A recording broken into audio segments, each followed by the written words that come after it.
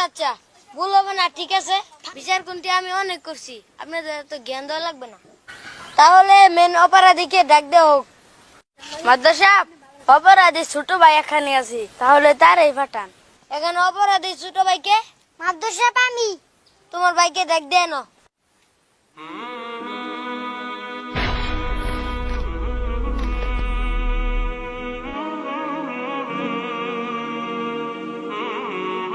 আমি যতটুকু জানতে পারলাম এখানে অপরাধী আলিফ। অপরাধী আলিফ মানে? ঘটনা তো আগে শুনবেন। হাইম, তোমার সাথে কি করছে? সে আমাকে ঢিল মারছে। আচ্ছা আলিফ, তুমি তাকে দিল মেরেছিলে কেন? ওয়ালাইকুম আসসালাম। চলো ভাই নামাজটা পড়ে আসি। আচ্ছা, তোমাকে আমি 4টি প্রশ্ন করব, যদি উত্তর দিতে পারো তাহলে আমি নামাজে যাব। প্রশ্ন নাম্বার 1, বলা হয় যে আল্লাহ সব জায়গায় আছে, যদি থেকেই থাকেন তাহলে আমরা তাকে দেখতে পাই না কেন? প্রশ্ন নাম্বার 2, আল্লাহকে দেখা যায় না, না দেখে আল্লাহকে বিশ্বাস করব কেন? তৃতীয় নাম্বার প্রশ্ন, শয়তান তো আগুনের তৈরি, তাহলে ওরা দুজকের আগুনে কিভাবে পুড়বে? অর্থাৎ আগুনকে আগুন দিয়ে কিভাবে পুরানো যাবে?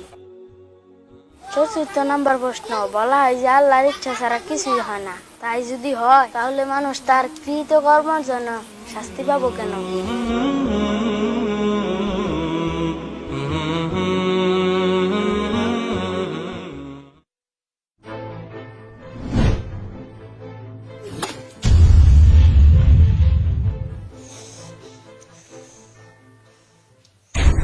আমি তো তার 4টি প্রশ্নের জবাবই দিয়েছি মাত্র।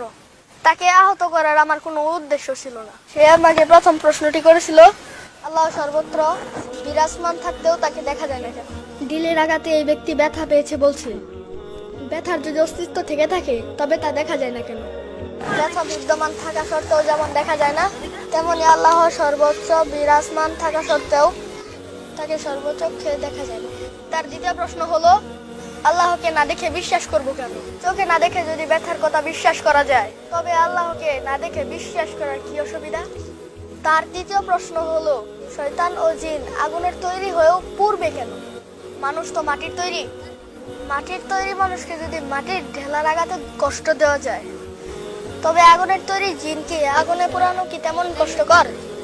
তার চতুর্থ প্রশ্ন হলো, আল্লাহর ইচ্ছা ছাড়া কোনো কিছুই ঘটে না, তাহলে মানুষের কৃতকর্মের জন্য মানুষকে শাস্তি দেওয়া হবে কেন? আল্লাহর ইচ্ছায় যখন সব হয়, তবে ঢিল ছুড়া, তার গায়ে আঘাত লাগা এবং রক্তপাত ও ব্যথা সবই তো তার ইচ্ছাই হয়েছে। সুতরাং এখানে অভিযোগ করার কি আছে? এর যদি অভিযোগ ও বিচার চলে এবং শাস্তি বর্তায়, তবে মানুষের কৃতকর্মের বিচার সুফল ও কুফল বুধ কেন মিথ্যা হবে? মাদ্রাসা, আমার প্রচুর ভুল হয়ে গেছে, আমাকে ক্ষমা করে দেন।